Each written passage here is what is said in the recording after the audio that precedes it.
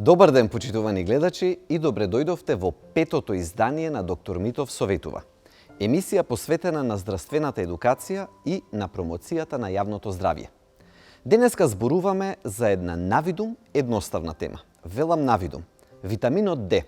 Се повеќе се испоставува дека има многу функции, многу улоги во нашето тело и дека како проаѓа времето, се повеќе и повеќе ги откриваме. За нив, но и за заблудите. Денеска ќе разговараме со доктор Антонije Хаджиантоновски, специјалист ортопед.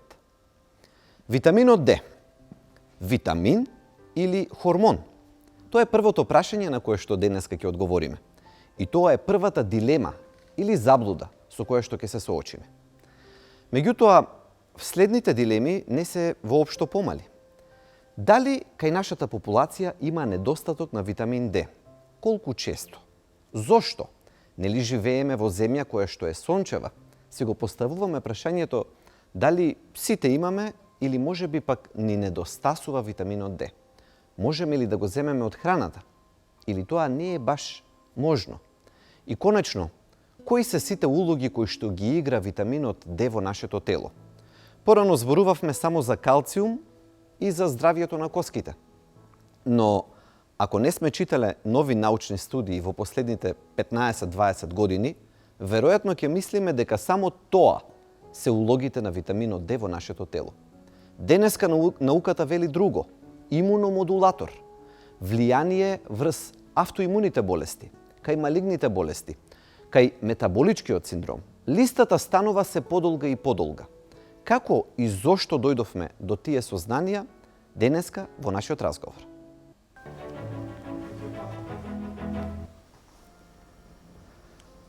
Колегата Хаджиантоновски, познат ортопед, кај нас, Да.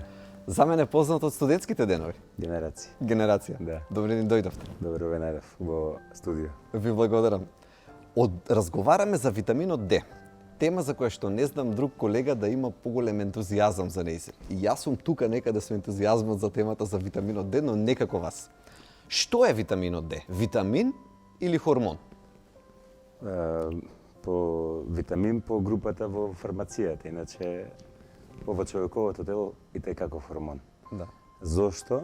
Затоа што е нешто што го синтетизира човековото тело, а не се добива од храната, ама среќа што се добива под дејство на сончевите зраци, затоа е вклучен во групата на витамини и имаме среќа што е таму за да не биде скап во аптека која ќе купувам. Да. Може ли малку за почеток да ги објасниме еве, каде се создава, како се создава, чисто метаболизмот на витаминот Д, малку да почнеме така, да се воведуваме во темата? Се создава во човековата кожа под директно влијание на сончевите зраци и на ниеден друг начин не може да се создаде. Так. Значи, и тоа само на еден зрак од сонцето, тоа е УВБ зракот. Так. Кога паѓа под одреден агол во човековото тело, го создава девита. Сега не го објаснуваме тоа за публиката. Так. Значи, он кај се создава еден провитамин кој што оди во црниот дроб, па од тука се трансферира во бубрезите, со еден помош на еден протеин кој што го носи до бубрезите, тука во бубрезите се создава активна форма Так. на Д-витамин и таа активна форма се носи до секоја клетка во човековото тело. Колку е битен е самиот показател дека на секоја верига од ДНА молекула имаме закачени 3 рецептори за примање на Д-витаминот. Значи, секоја наша клетка, не само коските, нели, Да, како што да. се вели само, Да, нели, се да. калциумот. Секоја наша клетка има потреба од витамин Д. Апсолутно, апсолутно. Тоа е самата кој ќе видат молекулата на ДНА како се закачени рецепторите, тоа го докажува колку е он битен за И ни нашето... станува Станува јасно. јасно, апсолутно. Нашата популација, еве, од кај нас да тргнеме, па можеме и глобално да зборуваме. Има или нема дефицит на недостаток на витамин Д и зошто? Дефицит скоро сегде го има. Така. Може би не во оние дози како што е кај на пример популацијата која што живее многу северно, ама и како имаме дефицит. Зависи и кој дел од нашата популација, на пример градежен работник, Така. во летно време нема дефицит на Д-витамин. земјоделец нема дефицит на D-витамин. Ние што сме по канцеларии затворени. Ама ние што сме во рудници, апсолутно и така имаме. Да. Колку е загрижувачко сето тоа? Бидејќи, нели, вака ќе видиме ниско ниво и можеби не можеме да ги сватиме од прва последиците. Особено, нели, кога ќе видиме на вистина ниско, 10 по 10, според мерната единица како што е. Колку тоа треба да го загрижи еден човек ако види дека нивото на витамин D му е ниско? Прво, нивото во серум кој ќе се испита од крв, кој ќе се испита D-витамин, многу често во лабораториите на тој бројач, не многу често, туку сегите во секоја лабораторија кај што се изработува D-витамин, поминува и D2 молекулата. Така. И најверојатно тоа што ќе види таа доза ситна што се смета како еден висок дефицит, што има некоја бројка во крвната анализа, таа е D2. D2 е D-витамин добиен од растенија, од зеленчуци, од храна, и тој воопшто не е битен за луѓето. Не ни врши функција? Никаква функција. Значи тој врши за растенијата функција, за луѓето не е. И кога ние мериме во крвта витамин D, како што викаме, кој го мериме? D2 или D3? Заедно. Истата е молекула и поминува на бројач од истата молекула. И практично D2 и D3. И колку е вообичаено соодносот? Има ли начин да се знае? Сооднос нема, ама во принцип тоа што има сознание е дека некои 20 до 30% од крвната слика стално има D2. Значи ако е ниско, уште пониско е. Е само D2. Нема D3. Така. D3 веќе имате кога имате над средина на референтна вредност. Зарем е можно и до толку да биде јак дефицитот, да D3 воопшто да не биде присутен во организмот? Ние сме правиле многу анализи, кај многу преку 2000 анализи имаме сигурно направено во референтна лабораторија. Така? Каде што имаме сознание дека, например, земјоделец при нормална изложеност на сонце, во летните денови, секојаш има во горна третина D-витамин. Од таа скала што ја од таа скала што било која референтна и да е наномоли на литар и нанограми на милилитар, истата таа горна третина. Така. Никош нема во токсична доза. Зошто нема? Например, еден човек кој ќе излезе на сонце, по куси ракави, куси панталони, 15 пола сат да кажеме да изложен на јако сонце, неговото тело создава негде од прилика 25.000 единици D-витамин. Во тој ден? Во тој ден. И системот... Не ли е тоа токсична доза? Не. Тоа е нормална дневна доза и системот се исклучува за да не влези во интоксикација. А има начин, значи, телото... Апсолутно, кога се надополни таа доза, има истражување за тоа, се исклучува телото и не продуцира повеќе D-витамин. Добро. Проблемот е во тоа што ние не излегуваме на тоа сонце надвор, кога создава сонцето D-витамин. Тоа сакав да кажам. Нели ние некако се тешиме, мислам еве уште една заблуда. Рековме дека ќе расчистуваме многу заблуди поврзани со витаминот D. Едно од најчестите заблуди која што сум ја сретнал е ќе кажат луѓето па видете колку сонце има кај нас. Абе сонце има, ама дали ние се изложуваме на тоа сонце и дали е доволно тоа што лицето ќе ни се појави на сонцето, не знам, неколку минути максимум во текот на денот пред да се сокриеме или на работно место или дома или во кола, дали тие неколку минути вака на раце и лице што ќе ни се изложи на витаминот D, макар и во лето, дали се доволни за да создадеме доволно витамин D? Сонцето е доволно за да бойлерите на куќите имаат топла вода убаво, ама за D-витамин во кожата не. Да. Проблемот е првен во кој дел од денот ќе излеземе надвор. Втор проблем е во кој месец ќе излеземе надвор. Ето ова сега да го разложиме. Затоа имаме правено баш студија со мерење на аголот на сонцето во студијата е Централна Македонија. Може да го објасниме, еве ни го слайдот. Да. Може ли да го објасниме што означуваат бројките и двете бои? Првен чисто да ви објаснам дека не само овој слайд не само што е на пример за Македонија. Истиот важи за во Грција. Така. Со 15 минути е разлика во термините. Значи ако мислиме дека отидов во Грчка на одмор, дека сме завршиле работа, не. Еве, значи ова е дали е во Грција или е во Македонија кај нас, еве. Ова е значи долу ги имате месеците. Долу се гледаат месеците, од страна е времето во текот на денот. Значи горе се лево се напишани објас. Сега што се случува? имаме една празнина кога сонцето кај нас во било кој дел од денот не создава Д витамин. Тоа е од октомври до април месец. Воопшто не создава. Џабе се појавуваме на сонце од Аголот октомври. на сонце не се крева над 50 степени. Значи треба да е аголот на сонце над 50 степени алтитюд за да може да создаде УВБ зракот во Допирот со кожата. кожа да создаде нешто. Значи тоа загадување, ништо да нема, да е супер, ево Гевгелија да речеме. Да, Значи кај Гевгелија, ветар дува и сонце да, има. кај што има сонце, тука сонцето џабе не создава до април месец, од октомври до Од април не октомври до април создава џабе не грее. не создава Д витамин. Добро, Да. и сега ни остануваат месеците мај, јуни, јули и август. Ви гледате како нагло пораснува создавањето на Д витамин. Значи мај, јуни, јули има совршено создавање на Д витамин, ама во кој период? Од 11 до 3. Во Кој тој излегува период- на сонце од 11 до 3? не само што кој излегува, туку и да излеземе ставаме заштитен фактор. Да. А тој заштитен фактор го ставаме затоа што не сме доволно изложени на сонце. Сакаме да седиме 350 дена во канцеларија, додиме 10 дена на одмор да изгориме и да добиеме Д витамин. Не може. Така. Значи не може, ќе добиеме карцином на кожа, ама Д витамин нема да добиеме. Да. И една од групата на карциноми кои што потпаѓа под капата на недостаток на Д витамин е карциномот на кожа. Да. Значи, тоа што мора да разбереме е дека суплементација, поготово е на пример, јас работам со деца многу, каде ќе речат педиатрите, дел од педиатрите ќе речат лето дојде, не треба Д витамин веќе. А бебето не излегува летно време на сонце, го криеме. Особено не во периодот од 11 до 3. Да. И тука е проблемот. Еве, кога одиме на одмор од Ние- 11 до 3 не се сончева. Ние направивме многу мерења на детската популација, каде што децата, веруете, подефицитарни се во лето, него што се во зима, зашто во зима примат суплементи. О, да.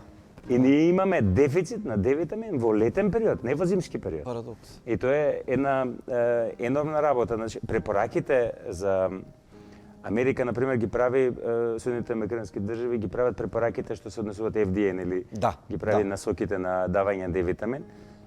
И они на Флорида имаат многу сонце. Да. Ама горе препораките им се подруги.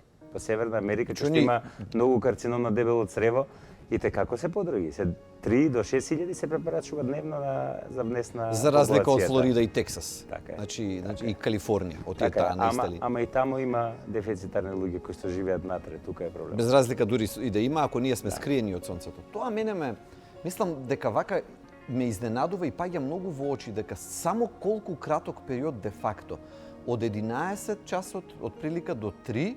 Да, и од тоа 10, еве од 10 е еве на нека пример, од од 10, 10 од мај до 10 до 3, до да. 3 и тоа само во тие неколку 3 летни месеци, да. кога дури и да одиме на море не се изложуваме. И затоа фактички ние кога почнуваме да мериме кај популацијата, гледаме некои нивоа на витамин Д кои што се многу загрижувачки. Еве, од мое искуство, но вашето искуство во овој дел е уште многу Да, поголемо. многу поголемо, пошто ние третираме. И постојано Да, работите да, со тоа. Да. Колку, како можеме ли да речеме вака една груба, не нели статистика сега правена официјално, туку вака од Не, 10 направена луѓе, статистика. колку нашето население има или нема? Зависи витамин? која популација. Ако земам да тестирам земјоделци, на пример од не знам, од Гевгелија, Така? тие ќе имаат добар Д витамин, што се Добро. изложени на сонце. И то само во овој период збориме кога создава, зашто се изложени константно, нели? Ама ако земеме да тестираме група од некоја фирма кај нас што се така. само 10 дена годишно на одмор, сите ќе бидат дефицит. Сите ќе бидат Сите без до разлика. еден, без разлика каква генетика имаат, без разлика колку били изложени на сонце ќе бидат дефицитарни. Зашто тоа што ќе произведе сега сонцето се користи во наредната недела, после тоа пак немаш Толку брзо се троши. Значи, нашето тело толку брзо, рековме секоја клетка дека има рецептор, така што 24 до 48 часа активниот Д витамин се троши. Да. Сега останува следното прашање. Мислам дека добро разјаснивме за недостатокот и сите тие дилеми, дали е доволно на сонце, колку сонце, сите тие теми ги допревме. Да. Но што правиме кога имаме недостаток? Првото прашање е како се манифестира. Тазе татко си, така е. Да, Значи, на бебето му даваш Д витамин. така е. Ако на бебе од 3 кила му даваш Д витамин, зошто на возрастен човек од 80 кила да не му даеш? Така е. Така. Која е логиката, така? Да. Кога бебето и мајката седат во истата куќа, јадат иста храна, исто излегуваат на сонце. Зошто на бебето би му дал Д витамин, а мајката не би а дал? не, да. Ете го одговорот на прашањето, сам излегува по себе. Така е. некаква, ние сме учеле у школа, така, сме учеле на факултет првиот момент кој ќе даеме D-витамин, дека ќе се направи хиперкалцемија, дека ќе се драматично, дека ќе се зацементираат крвните садови, дека еден куп проблеми ќе настанат. На секоја капка да се тресе. Сме учели дека ремилинизација на нервен аксон не постои, така? Сега веќе Кембридж, ти не се сеќаш на студијата, ја обяви сосем поинаку. И кој го прави тоа? D-витаминот. Прашањето е како да се зема D-витаминот. Дали може да се даде општо да земе и на сите да им даеме D-витамин? Не можеме. Пред да преминеме на тоа. Да. Како се манифестираат недостатоците? Што ќе се појават кај луѓе кои што ќе се појави како симптоми или општо земено, се што можеме да очекуваме доколку еден човек има недостаток на витамини. Првен да земе дали е здрав тој човек. Така. Значи збориме за здрава популација со здрава генетика. Добро. А здрава генетика за создавање на D-витамин има 40% од популацијата. Само. Да, професор Коимбра вика 60% од популацијата има мутација на генот за создавање за примање на D-витамин. Така. За тој што го збориме што е врзан со секоја клетка. Добро. Што се случува со здравата популација? Изнемоштеност. Неволност, значи ниско ниво на енергија, што викаме, ниско ниво на енергија. Болки во мускули, болки во зглобови, депресија, апсолутно, главоболки. Тоа е едната групација. Еден огромен дел на симптоми кои што луѓето ќе си ги речат, еве, не спиев доволно, немам енергија, нешто се чувствувам. Тоа е се D-витамин. Да. Втората варијанта е што се однесува кај тие што имаат мутација на генот. Недостаток на D-витамин, еден стрес, автоимуна болест. Значи, прашањето е само кој човек ќе доживее јак стрес. Стресот, знаеш, лачи кортизон, кортизонот ги деметализира гените, лошите гени и настанува тргнува процесот за автоимуна болест или карцином. Книгата што ја читавме, значи 6 групи на карциноми се директно врзани со недостатокот на D-витамин. Да. Хематолошките, леукемија и компанија, карцином на дојка, кој што го имаме на секој чекор, карцином на дебело црево, плуќа, кожа и генатуринарните простата и бешика. Дури читав интересни студии и ги споделувавме. Оти што ме тема на кој што најдам витамин D, одма разменуваме. Значи само D-витамин напише на PubMed милиони кусур студии за само за D-витамин. Тоа сакав да кажам, беа поделени пациентите со очекувањата за преживувањето од конкретната малигна болест според нивото на D3 во крвта. Значи, и до толку зборуваме за некоја корелација. Ајде каузалност, причинско-последичност, уште не можеме можеби да објасниме. Но јасно се гледа корелација, дека има поврзаност. Немам време, нели, сум ти кажал во Австрија кога бев на едукација. Да. И бев баш во центар, ортопедските центри се обично поранешни ТБЦ институти, клиники на планини направени за лечење на туберкулоза. Да, обично туберкулозата на коски била многу честа и за тоа. Има слики кај што откриле дека сонцето им помага, ама на некои заболени од туберкулоза. И не знаеле зошто. Цели деца, класови, седнати по гаќи, надвор снег, учат настава на сонце. Затоа што откриле дека успеале со тоа да делуваат многу добро, ама кај некои не знаеле. Се тие што не успевале, кај што не успевале, имале мутација на генот и не можеле да успеат со сонцето да ги излечат. Среќа што се откри како хемиска варијанта да може да се дава на...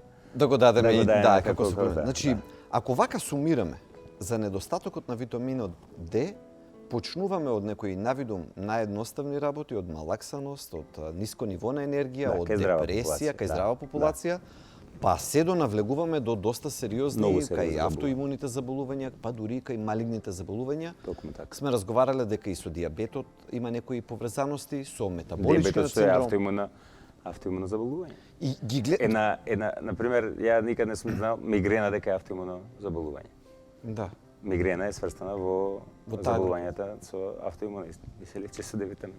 Значи, гледаме фактички сега вака презентирајќи дека витаминот D всушност испаѓа дека има едно прилично централно место во здравието според сите овие студии за кои што зборуваме. Колку страни беше книгата, што ти вреди? Преку 600 мислам. Не, 2400 страни, тоа е едниот том, само 600, Да, 2400 да, страни вкупно книга. се, да. Ако не беше бита, немаше да има толку. Ама и не може толку студии да има и не може толку многу да се Апсолутно. утврди. Како се испитува, како се мери, како еден човек може пациент да знае кое е нивото на витамин D кај него? Првен, тоа што треба е луѓето да не земат сами да надополнуваат D витамин. Тука може да настане голема штета. Затоа што например кај дете, еве да речем до 5 годишна возраст, секогаш можеме да еме без испитување D витамин. Така. Како една превентивна терапија, без никаква психијација дека ќе направиме некаква штета. Зборам во нормални граници D витамин. Например, само со испитување на D витамин. Ама, например, да земам да го надокнадам кај мене D витаминот, да дам D витамин, без да испитам, например, паратироиден хормон. Кои се тие работи што треба дополнително, значи витаминот D, како се испитува и кои се другите параметри кои што треба да ги испитам? Кои работи се врзани, значи метаболизмот на калциум е единствен проблем кај хипервитаминоза од D витамин. Значи калциум треба да се испита? Калциум треба да се испита спрегата што ја прави таа хипервитаминоза, калциумот е паратироидната жлеза. Односно паратироидниот хормон. Паратироидниот хормон, значи е еден показател и тие се обично како на вага. Ако D витаминот е низок, паратироидниот хормон е у плафон. И он се регулира со давање на концентрација на D витамин. Ама не смееме да даеме D витамин без да видиме дали паратироидната жлезда е чиста. Затоа што ако има настанато секундарен хиперпаратироидизам, ако има настанато некој деномна паратироидна жлезда, може да направиме страшна штета ако даеме D витамин. И тоа е тоа што се плашат нашите доктори. Тогаш можеме да направиме хиперкалцемија кој што веќе ја има пациентот. А ние со D витамин ќе зголемиме ресорбцијата на калциумот во цревата и тогаш ќе направиме уште поголем проблем. Значи на почетокот треба да ги испитаме, а кога веќе од крвта се зема, тоа се мери. Зборуваме за мерење на калциумот, зборуваме за мерење на парахормонот и зборуваме за самото ниво на витаминот. Убаво е да се знаете како функционираат бубреците. Така. Значи да знаеме уреа, креатинин, барам да се знае. Зошто ова е повеќе медицински работи, мислам дека ова не треба знае зашто пациентите ќе земат сами да се дозираат и тука може да настане многу грешка. Медицинските мислам дека треба да побарат лекар кој што ја знае проблематиката. Сега значи правиме многу предавања и сите овие работи за едукација на нашите колеги. Да можеме на ниво на држава да покренеме некои работи, да може да се ние не зборуваме за паушално земање на D витамин. Така. Збориме за регулација на недостатокот на D витамин. Значи фактички зборуваме за како да стаса од дефицит, како да ги постигнеме некои нормални физиолошки. Точно така. Значи физиолошките не влегуваме да влезе во интоксикација. Значи зборуваме да има на горна половина во крвна слика да биде D витаминот. И тоа не интересира за општата популација. Настрана сега после ќе зборуваме за болести. За болести тоа веќе посебно е друга тема. Тоа е вториот дел од разговор. Апсолутно. Но зборуваме за општата популација, со овие мерења треба да и со дозата која што евентуално ќе треба да се даде, ќе се процени колку, треба да се стаса до нормалното физиолошко ниво на витамин D. Точно. Професор Коимбра, кој бев кај него на едукација, вика, знаете, кога слушна колкава е нашата држава, само Сао Пауло, кај што бев на едукација, има 16 милиони луѓе. Во споредба со Бразил, Македонија. И кога кажа, вика, вашата држава, па вика, вие знаете ли каков успех може да направите? Може да немате аутизам во државата. Како, викам, професор? Вика, само надополнете го нивото на D витамин кај трудници. Значи, само да го надополниме нивото на D витамин кај трудници, можеме да не бараме паушално да им даеме на трудниците. Иако ни едно инвитро веќе во Германија не иде без 10.000 единици, ама пак и тоа е грешка. Значи треба да се испита и да се дае толку колку што им треба на луѓето. Така. Како што се надокнадуваат еден куп параметри во крвната слика, така и ова да се надокнади. Сега стигаме до големото прашање, до прашањето на отинели витаминот D, досега го зборувавме физиолошкото прашање, до каде да стасаме, како да стасаме до нормалното, некако да се извадиме од недостатокот. Сега веќе зборуваме дека витаминот D се зборува и се спомнува како дел од официјална терапија. За тоа зборувам. Професор Коимбра, кој што честопати нели ве го спомнуваме. Да. Мислам дека и ако не е и пионерот во светот за овој тип Да, на има уште еден истражување. од Boston Children's Hospital, не ми текна се името како се викаше, двајца се што Значи на укажуваат повеќе места, тоа, да. И сега веќе се отвара прашањето витаминот Д и неговата улога во терапијата на болести, кои се тие болести, сега ќе кажеме. Да. Според професор Коимбра, а да кажеме дека професор Коимбра не работи алтернативна медицина. Не, апсолутно. Човек што работи епигенетикс, значи работи Епигенетика. испитување на гени Официјално и утврдување признаен во што треба и како треба со еден куп абстракти на PubMed со сите можни научни трудови, значи само што он објаснува, не може да се направи дупла слепа проба кај Д витаминот. Значи не можеме како шеќераши да испитаме. Зарем можеме ли да Така, земеме на група на диабетичари и да ги ставиме половина да примат инсулин, половина плацебо лек да им даеме. Не би било етичко. Така, Не можеме значи, тоа да го не можеме тоа истото да направиме. Испитуваме, има дефицит, има нарушена генетика, даваме терапија. Тоа е тоа. Сега, кои се сите тие големи групи на болести каде што витаминот Д влегува во официјалната терапија, според дали зборуваме според Коимбра протоколот или според другите научници кои што работат за тоа, кои се тие групи каде што витаминот Д се појавува како дел од терапијата? Не знам зошто дали заради фармацевтската индустрија, дали ова не е прифатено од конвенционалната медицина. Професор Коимбра вика дека е така. Така? Иако он изложува и на конгреси во Германија, сега беше во Португалија, имаше предавања. Тоа што он го кажува, значи ова сепак е протокол кој што трае 12 години. Он тогаш има почнато пред 12 години? Да, пред 12 години, значи почнал со терапија и веќе има пациенти кои што се 12 години без автоимуна болест. Да. Тоа се сериозни бројки. Значи за тие 12 години тие луѓе би може животно загрозувачки да биде нивната. Дали кај сите делови, сега кога збориме на пример, се отвараат многу, ако земеме да почнеме со МС. Да. Значи со мултипла склероза. Мислам дека и така е почнат доктор Коимбра. Најмногу дека тука има. Да, кај МС, да. Кај МС имам најмногу истражувања. Да. Дали кај сите пациенти ќе даде позитивен одговор терапијата со витамин Д, со високи дози? Проблемот е што стресот е активаторот на болест. Така. Иначе ќе сите ќе даде. Проблемот е што стресот да можеме да го ставиме во фиока, малтене само тоа релапсите ќе се намалат на пример кај на ЕМС на половина. Ама луѓе сме и стресот перзистира. Луѓе под јак стрес не може со Д витамин да направат чудо. Така. Тоа што и Коимбра кажува, Коимбра вика ние не откривме начин како да излечиме болеста. Да ја ставиме под контрола. Да ја ставиме да не напредува. Да застане таму каде што е. И според мене тоа е огромен успех. Како не? Огромен успех. Се што е друго е плюс. Реемилизација, сите тие процеси се плюс. Има ли он правено статистики во однос на тоа? Се има. И колку од неговите пациенти ендокринолог викна еден во емисија и рече кај колку луѓе инсулинот е делотворен. Кај колку? Зависи затоа што зависи. Да, затоа што ќе ти каже дека зависи дали е умен пациентот или не е умен. Зависи дали колку се придржува до терапијата. Ќе се боцне инсулин и ќе иде да јаде парче торта после тоа. Така. Ние луѓето сме неумни по природа и значи, но тој сепак тврди и има и докази за тоа дека кај поголем дел од пациентите ефектите ги има. Апсолутно, значи тоа што го кажа ти на почетокот, Д витаминот е имуномодулатор. Да, тоа да го објасниме зошто. За разлика од конвенционалните терапии кои што одат скоро кај автоимуните болести, сите се имуносупресиви. Значи го намалува нивото на реакција на организмот. Да. Кој што фала му на Бога што постојат. И они си имаат своја улога. Имаат своја улога, значи никој не зборува за конвенционалната медицина. Тоа се многу истражувања, многу работи што се правени апсолутно да си ги слушате докторите пациентите си ги слушаат докторите што ги водат. Ние зборуваме за нешто што е во експериментална фаза на испитување, ама кај луѓе што се животно загрозени, не вреди да се проба.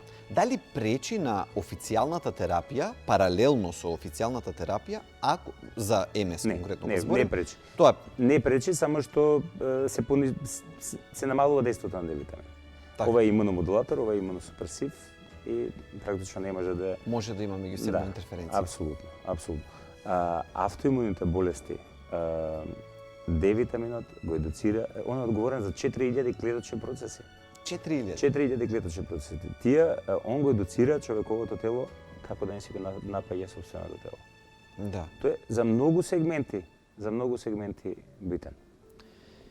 Сега да го пазиме првиот принцип на медицината. Првиот принцип на медицината нели вели примум нил ноцере, или прво да не наштетиме. Така е. И ако сега зборуваме за витаминот Д, слонот во собата, кој што би било прашањето е да не направиме хиперкалцијем, да не го покачиме калциумот многу. Така си. Да го одговориме сега ова прашање за да го запазиме првиот принцип на медицината да не му наштетиме на пациентот. Тачно.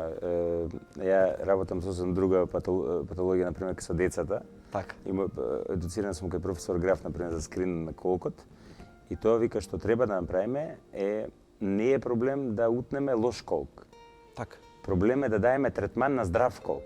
Така. Затоа што тука штетата е многу поголема. Тоа е тоа што сакаме да го спречиме. Прво да не наштетиме. Да, како го спречуваме тоа? Со анализи. Да.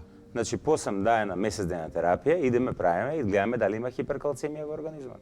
Така. Ако има, ја бараме причината зашто е таа таму. Да. Не постои хиперкалцемија, кај Он 12 години работи доктор Коимбра. Мислам дека до сега ако имаше драстичен проблем со калциумот, ќе се видеше. Протоколот на професор Коимбра, тоа што не се знаеше до сега, е како да се даде D-витамин, а да се избегне токсичниот ефект на D-витамин. Така, у една реченица убаво објасни. Да, значи протоколот е следен, со тоа што он ги ограничува сите пациенти да внесуваат калциум. Како? Што е тоа што треба да го избегнеме? Делот од храната кој што има, не може комплетно да се исклучи калциумот од храната. Но кои се тие што треба да ги избегнеме? Затоа што тие пациенти кои што се лечат со D-витамин, нивниот D-витамин е во токсична доза. Збориме енормни бројки во крвната слика. Како успева он да го направи тоа? Успева со тоа што на пациентите им ограничува влез на млечни производи. Тоа е прво. Влез на семиња, семки, апетисани, значи се исклучува од храната. Јаткасти, да. И што прави? Внесува големо количество на ниско вода што нема калциум во неја. Нашата вода отприлика спаѓа овдека? Нашата вода скоро сите води се испод 100 мг, кое што спаѓа во препорачаната листа на. И таа во Скопје? Среќни сме што не од чешма не. Од чешма не? Не, се разбереме погрешно. Збориме тоа прашање. Да, од чешма не. Некој филтер кој што докажува дека го трга калциумот од храната може да се користи како таков, ама кај што докажано. Проблемот од чешма има над 100 мг калциум. Што значи дека човек кој што е на Коимбра протоколот не сме да пие. Не сме да пие вода од чешма. Добро. Да. Значи мора да е строго контролирана таа фаза. Дури доаѓаме до ситуации кога луѓе кои што го следат доследно протоколот да влезат дури многу нисок калциум воопшто не внесуваат. Па тука дури малку интервенираме со нешто од калциум, да. И сега прашањето кое што останува, кои се останатите? Значи еве ги спомнавме автоимуните. Да. Дали тука и кај ревматоидниот артрит? Кој се искуството кај сите ли? Ревматоидниот артрит е автоимуна болест. Имено, но дали кај сите искуството на професор Коимбра не е само со МС, туку и со ревматоидниот артрит? Кога увиде дека делува вако, сигурно се проба на сите аспекти и страшен напредок има кај сите автоимуни болести, дури има објавено за псоријаза, има за витилиго. За псоријаза? За еден куп работи има објавено апстракти на PubMed и се стојат и може да се прочитаат. Не е нешто што е збориме со случаи, со слики, со сите работи како функционира.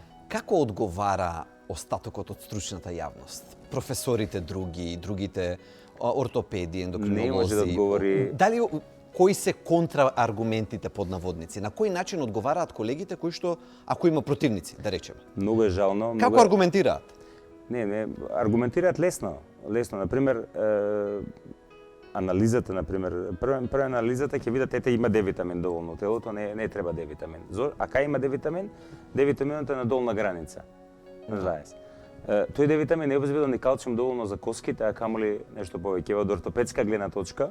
Значи, се што е под половина од средна референтна вредност на D-витамин, веќе го нарушува метаболизмот на калциум во цревата. Телото не обезбедува калциум од храната, апаратурната жлезда хипертрофира со својата функција за да обезбеди калциум, ама од кај го обезбедува тој калциум? Од коските. Од коските го И ги прави коските остеопротични, ги прави кршливи, остеомалатични кај деца, значи омекнати, искривени, еден куп проблем кај популацијата само заради дефицит на Д витамин. Да. Кој што се решава многу едноставно. Кои би биле пораките за крај? Освен тоа што сменивме, мислам дека отворивме многу дилеми или само земањето, само лекувањето со витаминот Д, мислам дека тука не е нешто што не може да се испита. Така. Значи треба ние сега со колегите организираме едукација за нив, правиме. Што ќе биде темата на таа едукација наскоро? Како да надополниме Д витамин кај здравата популација. Така. Значи болестите се сосема друго. Да го надополниме Д витамин без да направиме штета на организмот. Да. И со тоа што не може, уште еднаш мора повторам, не може да иде стандардизирано за цела популација. Затоа тие стандардните дози се енормно ниски. Па ниски се, нели, значи, 400 или 800 интернационални единици на Тоа е земено најбезбедното можно што најбезбедното што не дал го зимаш, дал не го зимаш. Небитно, апсолутно небитно. Значи е битно можда за некои ситни параметри во крвната слика да навлеземе у хиперпаратоидизам, али не е нешто што може направи добро на популацијата. Што очекувате? Оваа приказна ќе се развива дополнително, витаминот Д да го следиме со внимание? Тоа што знаеме до сега, ние 4 години го работиме Д витаминот во нашата амбуланта. Знаеме дека имаме супер искуства со пациентите. Дури кај здравата популација доаѓаат и кажуваат дека многу осеќаат разлика од кој ќе прима Д витамин, а од хиперкалцемијата не постои. И тоа е тоа нештото што до сега сме се секирале, сега веќе не се секираме затоа што го имаме како искуство. Сега кај токсичните дози на Д витамин, тамо на долг пат ќе се размислуваме, ќе видиме.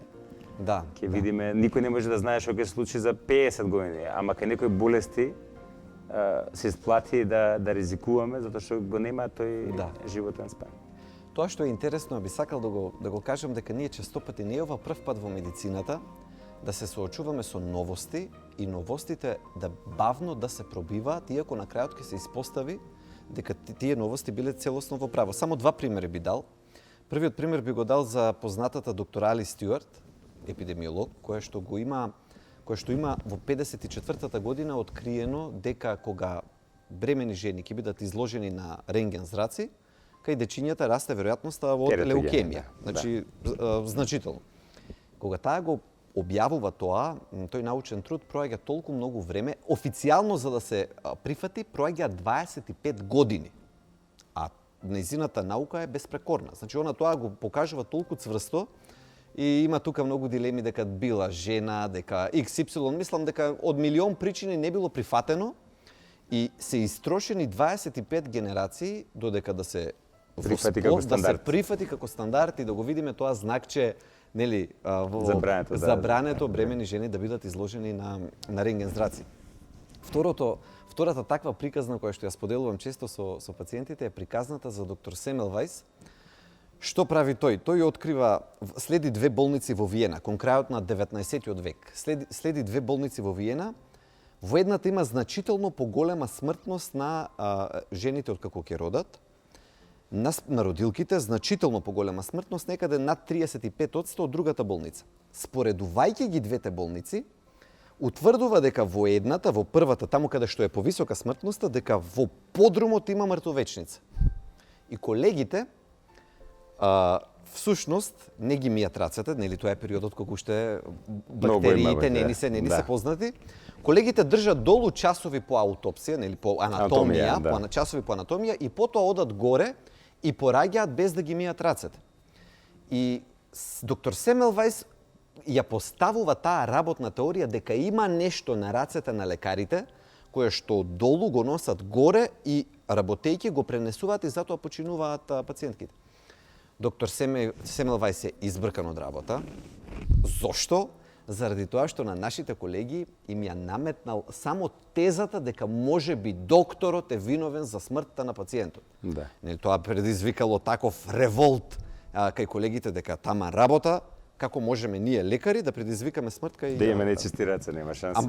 нечисти раце нема врска. Мислам, одбиле, бил избркан од работа, се сели во својот роден град, оди во Будимпешта, и таму доктор Семелвајс е на подсмев на стручната јавност, завршува во психијатриска установа, бива претепан од болничарите и на 10-тиот ден од хоспитализација починува едно од имињата кое што треба да се памти во медицината. Зошто?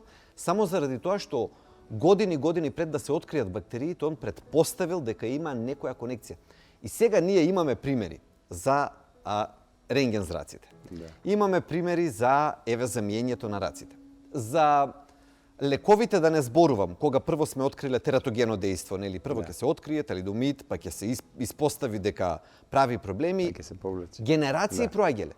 И еве сега сме соочени што нешто што барем како работна теорија, еве, ако толку барем прифаќаме, да го ставиме на маса и научно Да разговараме. Така е, да разговараме, значи, апсолутно. Научно да го обработуваме прашањето без осудувања, без обвинувања, едноставно дајте луѓе сите да анализираме има ли вишок на калциум, нема ли вишок на калциум. Не само тоа, значи фали железо во телото, даваме железо. За тоа немаме гајле. Железо да дадеме, немаме гајле. Значи, зошто кога фали D-витамин не даваме D-витамин? Даваме D-витамин, не се поправа D-витаминото крвната слика, а не е доволно. Да. Значи, ова е доволно, иначе ќе ти се зацементира цело тело. Значи, не е доволно. D-витаминот, затоа постојат референтните вредности, така? Така. Исполнете се или не се исполнете. Дај да видиме колку треба за да ги исполниме. Имаме генетика. Направете ја генетиката. Видете дали постои нарушување на тие рецептори. Ако постои нарушување, тогаш значи има причина зашто тоа така се случува. Да. Не е така едноставно. Ако имаме време што една интересна да ти кажам кратко е. Секако. Има едно швајцарско епидемиолошки податок, едно швајцарско градче на Алпите, екстра чист воздух, екстра чиста клима. Так.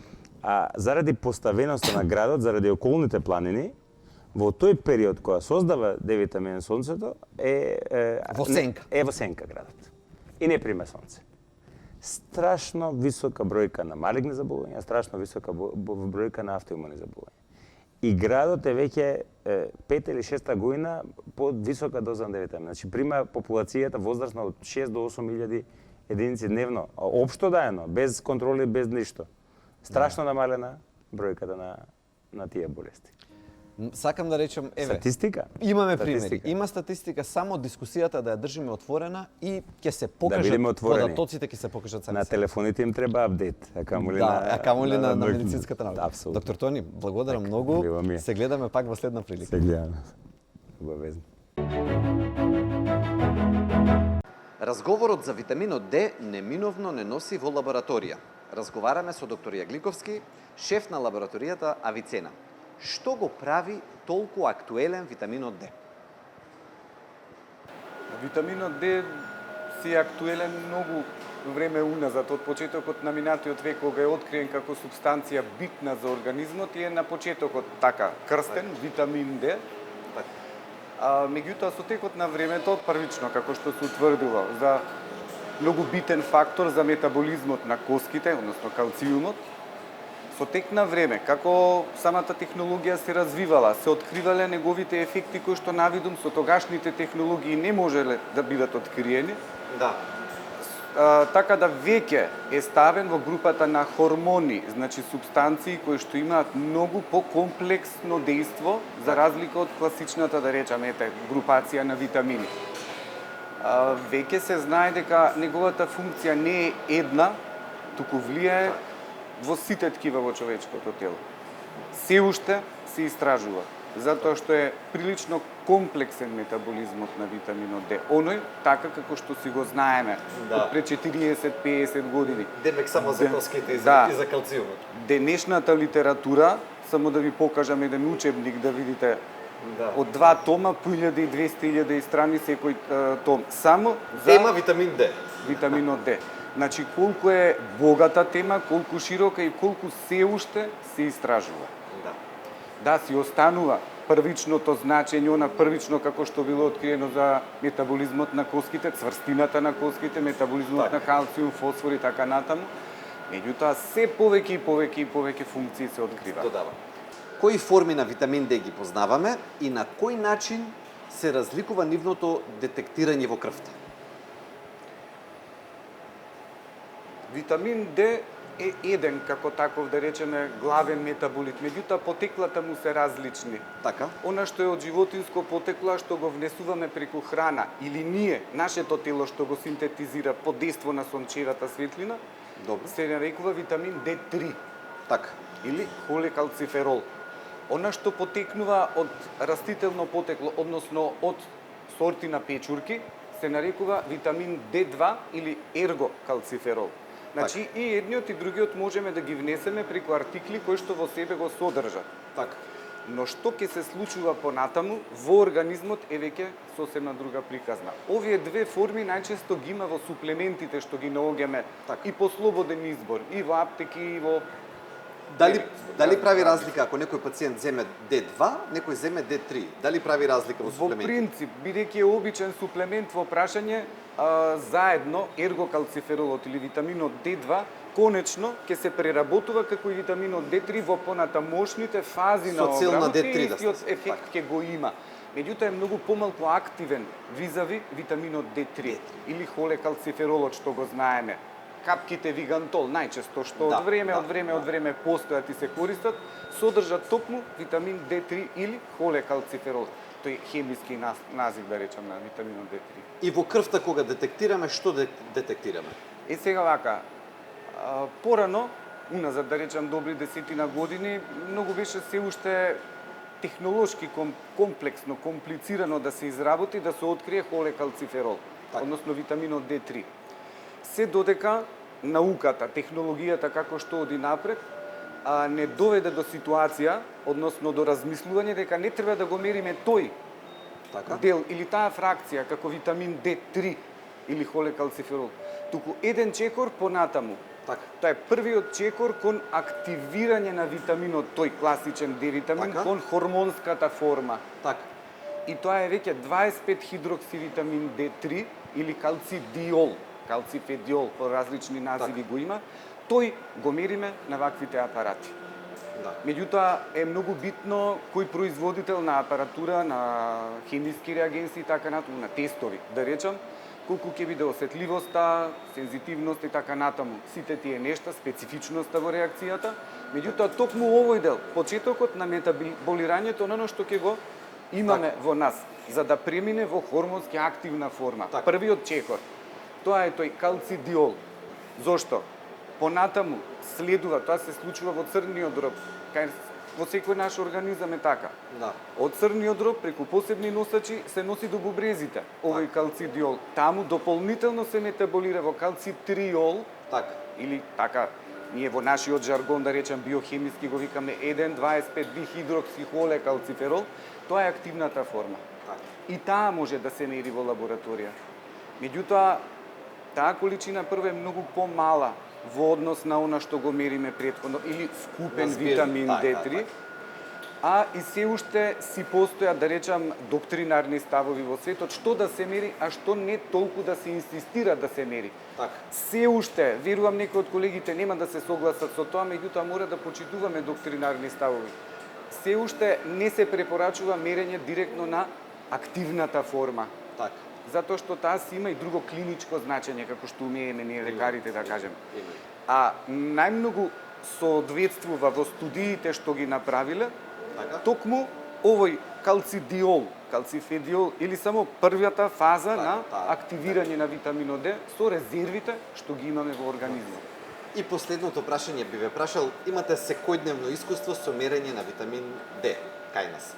Така. Може ли една вака ненаучна груба статистика да кажеме колку често се среќава недостаток, колку често се среќава изразит недостаток кај населението на витамин D? Без Според разлика вашето и искуство. да не правиме некоја студија од она што секојдневно го гледаме, Така. на вистина секој ден ги приметуваме нештата, мора да следиме и литература. Така? Бидејќи ништо не се произведува кај нас, нити од реагенси, нити од прибор, подготовка за следење на метаболизмот на витаминот D, значи мора да следиме и светска литература, Така. што таму се случува. Веруете дека буквално се, да речам, идентични заклучоците што ги добиваме, така ако ги анализираме некоја груба статистика. Добро. Во најголемиот дел од нашето население има недостаток, односно дефицит. Сега, не сме ние единствени такви, во целиот свет е така. Да. Без оглед дали е во северниот дел од планетата, да речеме, кон северниот пол, Така. колку одиме или кон екваторот, еве, ние имаме повеќе сонце, ке речеме, часови сончеви да можеме да бидеме изложени, па во кожата да почне начинот на процесот, создавање на витаминот Д. Меѓутоа, и во нашата популација има подеднакво недостиг, како и во популација што живее во посеверните краишта. Значи, тука влие и исхраната, изложеноста на светлина, понатаму. Неколку пати сум спомнувал, постои интернет, постои Google, има се таму, се ќе прочитаат луѓе, не излегувајте на сончева светлина да не добиете карциноми на кожа и така натаму. Во ред, секој е претерано, нели, екстремно нешто може да доведе до проблем. Меѓутоа, природата така не создава. 10, 15, 20 минути на сончева светлина е доволно на откриените делови од телото за дневната доза да си се на направи. витамин Д да се така, да се создаде во телото. И покрај сето тоа, работните навики што ги имаме, многу други битни фактори што не е во моментот да ги спомнувам, влијаат буквално на нивото на концентрацијата, да речем, на витаминот Д што имаме во нашите организми. И во нашата популација, без користење на суплементи, поготово има различни типови кои што се прилично ефикасни кога се по препорака на лекар, затоа што немаат сите иста и важност и концентрација и така натаму. И покрај сето тоа се открива колку време треба да давате суплементи за да се влезе во онаа нормална концентрација, очекувана. Не е преку Ете така. И Светска здравствена организација има направено градација на тој недостиг. Така? Дали е умерен недостиг или е апсолутен недостиг од она што го имаме, или дали е во еден вид нормален, очекуван интервал, а широк е интервалот нормален, на нормални вредности, да речеме од 75 до 250 наномоли на литар по ЕСИ систем единици. И 240 не би било токсична. Има доста дискусии околу тоа, меѓутоа пак според Светска здравствена организација е ставено како горна граница каде што веќе може да се дискутира понатаму дека може за има 200 токсични значи ефекти. сигурно е далеко од границата. Па 200, далеку се уште. Варира малку границата кај деца и кај возрастни, тоа се пак и речам светски статистички заклучоци. Некои од колегите, зависно каде, во кој регион се живее, ги прифаќаат, некои не ги прифаќаат буквално тие граници.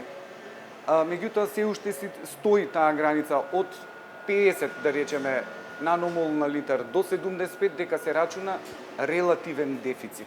Значи, организмот ви функционира, меѓутоа ќе биде побавен, ќе му треба... Компензира, велиме медицински. Некако, како ќе успева, меѓутоа тогаш се чувствуваат и први симптоми.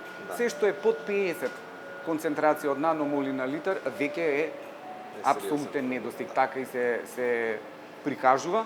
Тука веќе дефинитивно има разни проблеми. Мислам, нема да поверувате, нема веднаш да ви текне да ги поврзете симптомите како проблеми кај еден човек. А всушност витаминот Д бил. Точно така. Значи затоа што е прилично голема шароликоста на неговото дејство.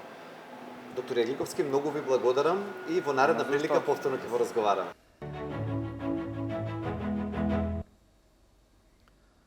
Во медицината почитуваме два принципа. Првиот принцип вели primum nil nocere, или најнапред да не наштетиме.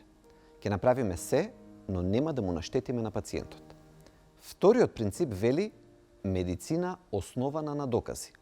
Се што сакаме да направиме како интервенција, откако веќе сме сигурни дека нема да наштетиме, мора да биде базирано на докази. Витаминот Д се чини дека го пробива својот пат. Се чини дека се повеќе и повеќе научни студии го трасираат патот и го пробиваат витаминот Д од навидум алтернативната во официјалната, конвенционалната медицина. Уште колку време ќе треба за тоа докрај официјално да се прифати, ние уште тоа не го знаеме. Но должни сме да споделиме и со општата, и со стручната јавност, дека витаминот Д дава надеж за многу состојби за кои што во моментот имаме големи прашања и големи проблеми. Почнувајќи од самото подсетување кога можеме да бидеме изложени на доволно сонце за да имаме витамин Д, како се внесува, дали е хормон или е витамин и од низа други прашања, сваќаме дека има многу заблуди, но една по една ќе ги расчистуваме сите. Почитувани гледачи, ви благодарам што бевте и денеска со нас и следната недела повторно се враќаме со интересна тема, со една цел – да го едуцираме населението, здравствена едукација базирана на докази и да го промовираме јавното здравје. За крај, се заблагодаруваме на нашите спонзори Алкалоид и Авицена, без кои што овој проект немаше да биде можен. Ви благодарам.